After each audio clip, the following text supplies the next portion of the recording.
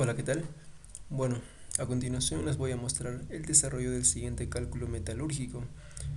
Bueno, básicamente lo que voy a mostrar en este video viene a ser la matemática aplicada mediante el método de Lagrange para ajustar la distribución de tamaños alrededor de un ciclón, ¿correcto? Bueno, para este caso consideramos lo siguiente. Acá tenemos justamente una distribución de tamaños en un hidrociclón. Tenemos justamente en el alimento, en la fracción de finos y en la fracción de gruesos, ¿correcto? El formato de esta distribución viene a ser porcentaje retenido, un porcentaje retenido por fracción de tamaños. En este caso tenemos también las aberturas de mallas en micrones para este caso. Y bueno, nada más, esa viene a ser la información que tenemos y básicamente se va a realizar el ajuste granulométrico para este caso, para estas corrientes. Bueno, por el lado de la izquierda tenemos justamente lo siguiente, tenemos una imagen referencial de un ciclón y sus corrientes, por supuesto. Tenemos una corriente de alimento, una corriente de fracción de gruesos y una corriente de fracción de finos, ¿correcto? A continuación vamos a pasar a explicar justamente la matemática aplicada por el método de Lagrange, pero previamente vamos a ver justamente de esta información de muestreo del ciclón justamente tenemos una distribución de tamaños experimental. Bueno, tenemos lo siguiente justamente para este caso. Tenemos la distribución granulométrica del ciclón. El formato básicamente para este caso viene a ser porcentaje pasante por fracción de tamaño. Tenemos justamente las tres corrientes, como se dijo en el ciclón. Tenemos esta curva básicamente blanca que viene a ser la curva de alimentación. Es la distribución granulométrica que tenemos en el alimento al ciclón.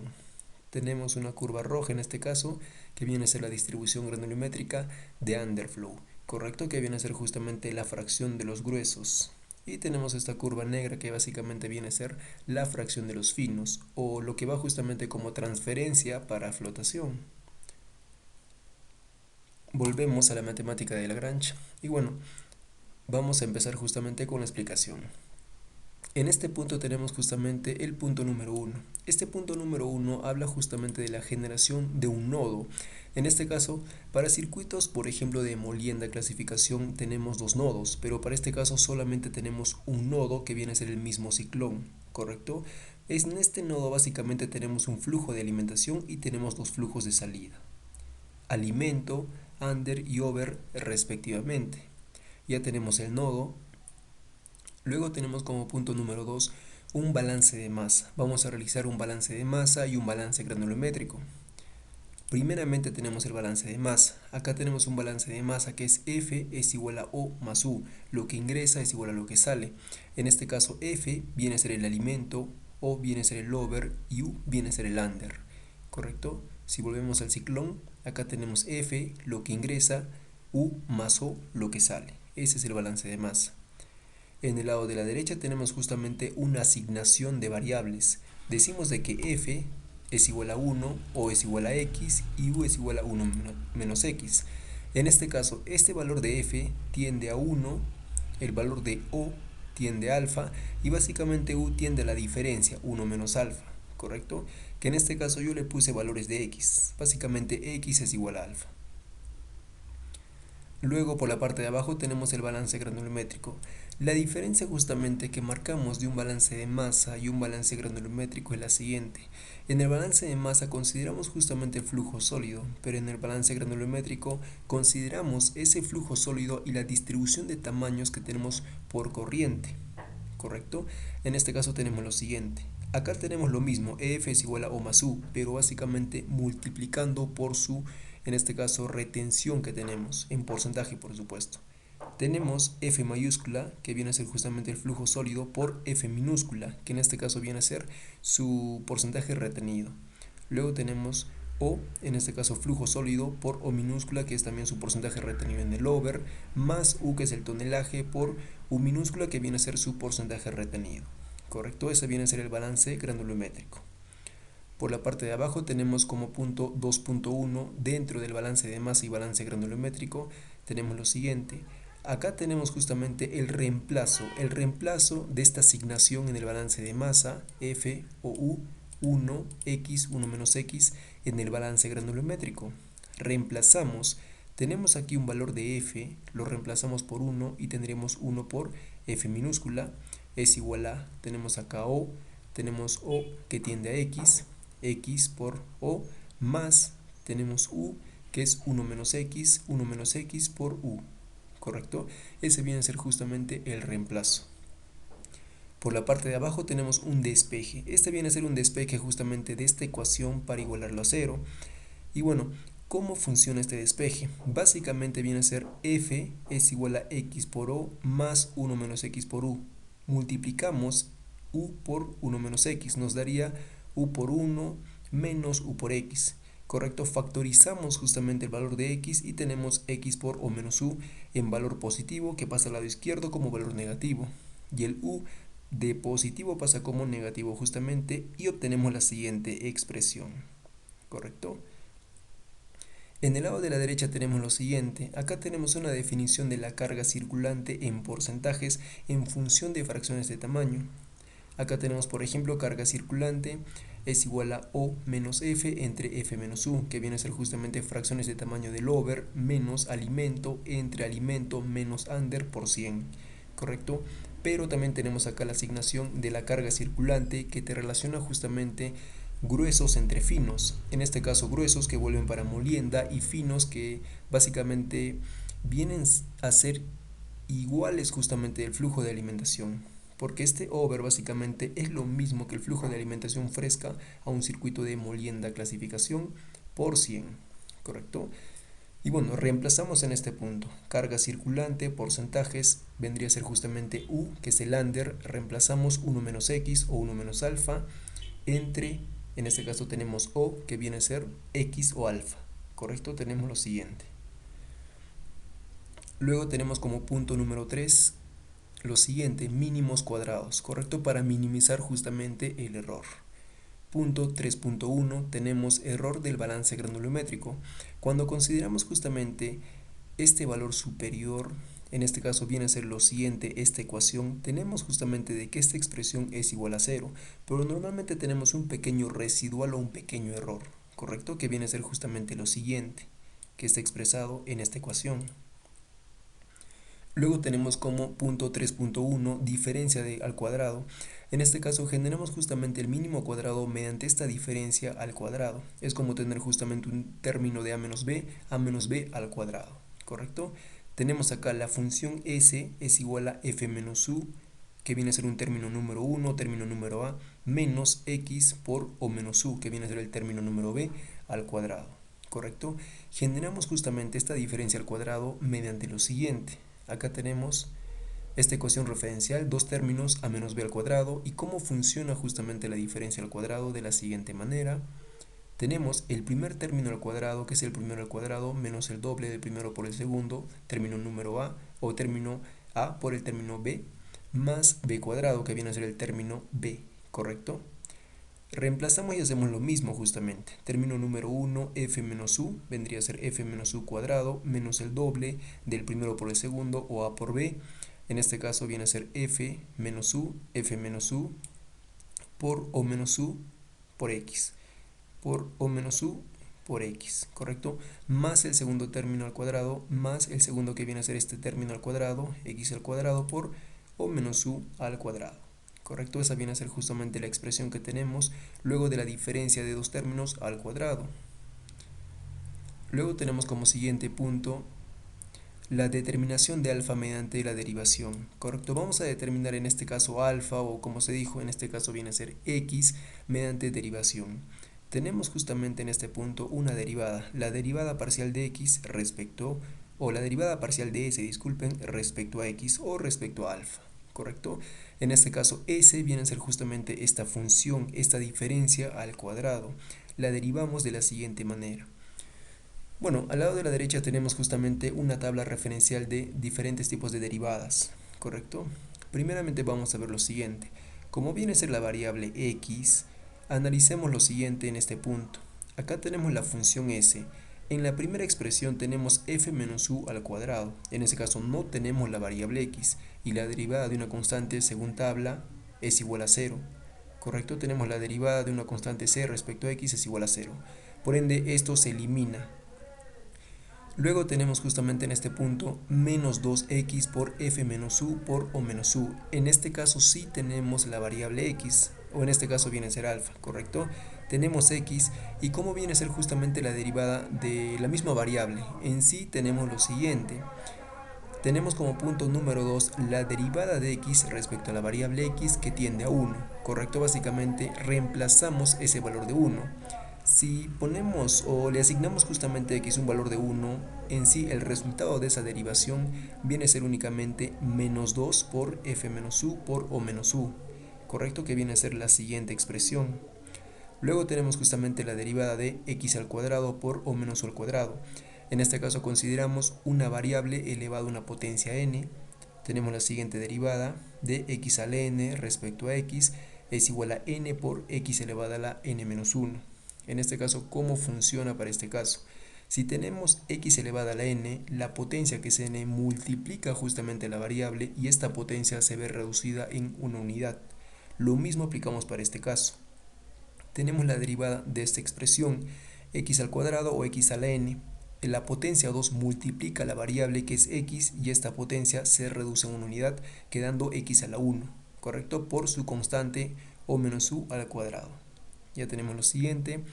Vamos por la parte de abajo. Tenemos justamente, este término que hemos determinado por derivada le igualamos a 0. Le igualamos a 0 y posteriormente despejamos, en este caso, x o despejamos alfa, ¿correcto? Y mediante esta metodología nosotros calculamos justamente el valor de alfa para n mallas.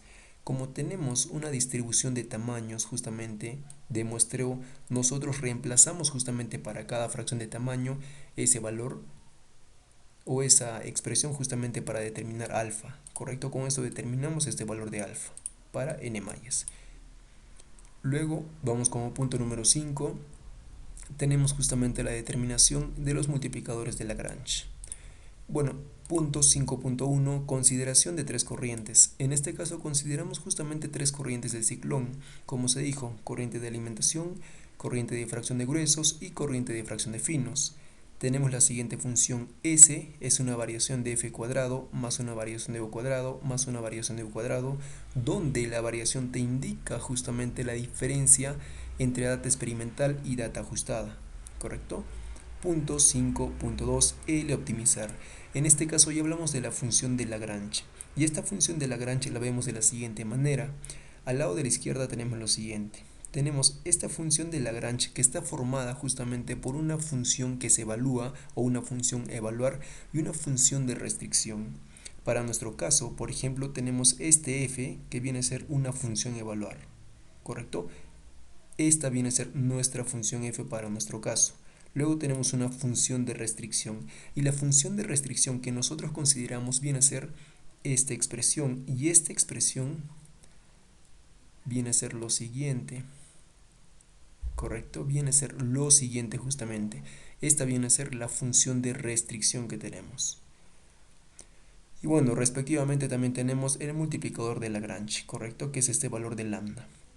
Ya tenemos lo siguiente, tenemos justamente la función de Lagrange L, que está dado por lo siguiente, S1, que en sí viene a ser este S, menos 2 lambda por F menos U menos O por X más U por X, donde básicamente esta data viene a ser la fracción de tamaño que tengo justamente por corriente, y el X viene a ser respectivamente el alfa.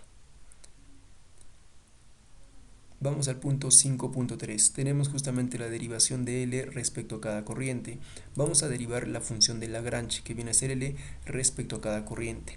Derivando respecto a cada corriente, vamos a obtener justamente cómo realizamos el ajuste por corriente, cómo mejoramos esa calidad de data.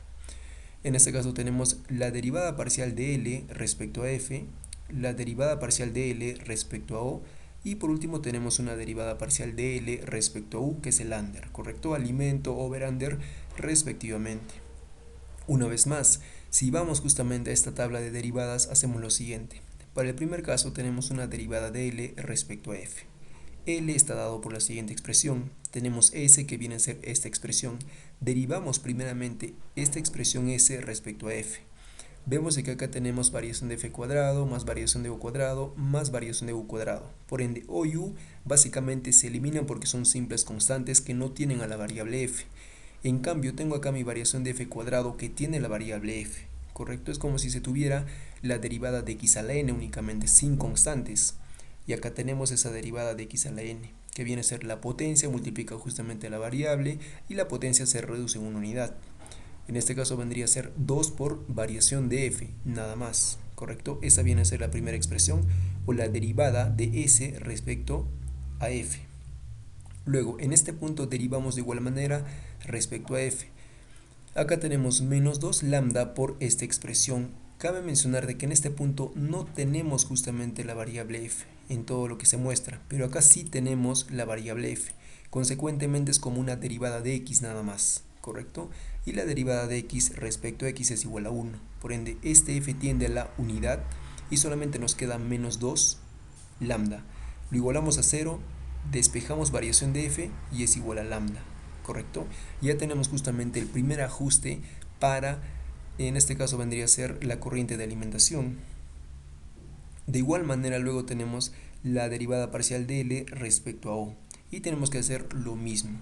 Por ejemplo, derivamos, a ver, tenemos acá S1 que viene a ser este S, derivamos respecto a O, acá variación de F tiende a 0, variación de U tiende a 0 porque simplemente son simples constantes y tenemos la variación de O cuadrado que viene a ser su derivada, por supuesto, 2 por variación de O, similar al primer punto, 2 variación de O, ¿correcto?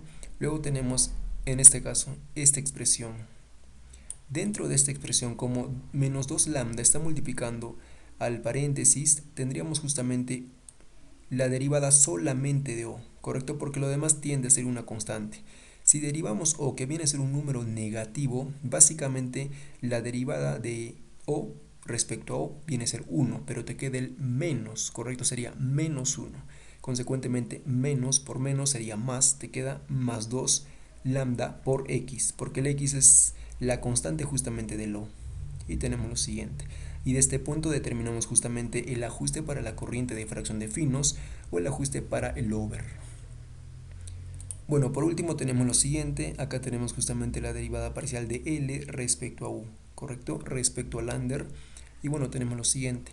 La primera derivada que determinamos, que es de S1 respecto a U, está dado por lo siguiente y solamente despejamos o eliminamos, disculpen, variación de f, variación de O y nos queda justamente la variación de U. Generamos su derivada, tendríamos 2 por variación de U nada más y viene a ser justamente el primer punto. Luego, en esta expresión, a ver, ubiquemos justamente en qué puntos tenemos los U. Tenemos en acá un valor de U de igual manera en este punto, ¿correcto? En este caso, para el primer punto derivamos U, en este caso este U no tiene constantes, por ende sería la derivada solamente de x respecto a x que tiende a 1, por ende sería un menos 1 por menos 2 lambda que viene a ser más 2 lambda, ¿correcto? Que viene a ser esta expresión. Luego tenemos el siguiente U en este punto, que viene a ser U por x y multiplicamos justamente por menos 2 lambda. Derivamos el U, básicamente tiende a 1 y te queda menos 2 lambda por x, ¿correcto? Y tenemos menos 2 lambda por x e igualado a 0 y en este caso despejamos la variación de U y determinamos justamente cómo hacemos el ajuste granulométrico en el underflow. Y bueno, hasta este punto básicamente ya tenemos el ajuste para el alimento, para el over y para el under.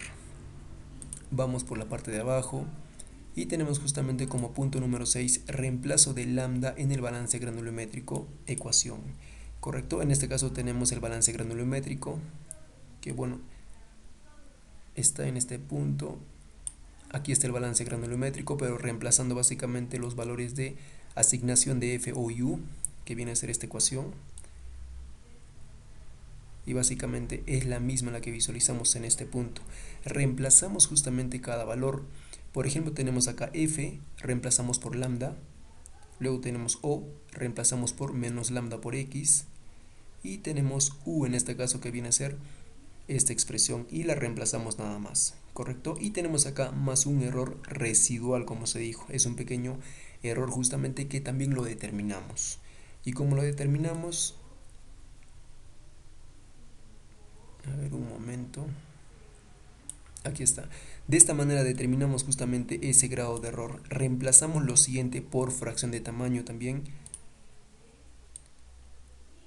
en la siguiente distribución granulométrica y con eso determinamos el grado de error.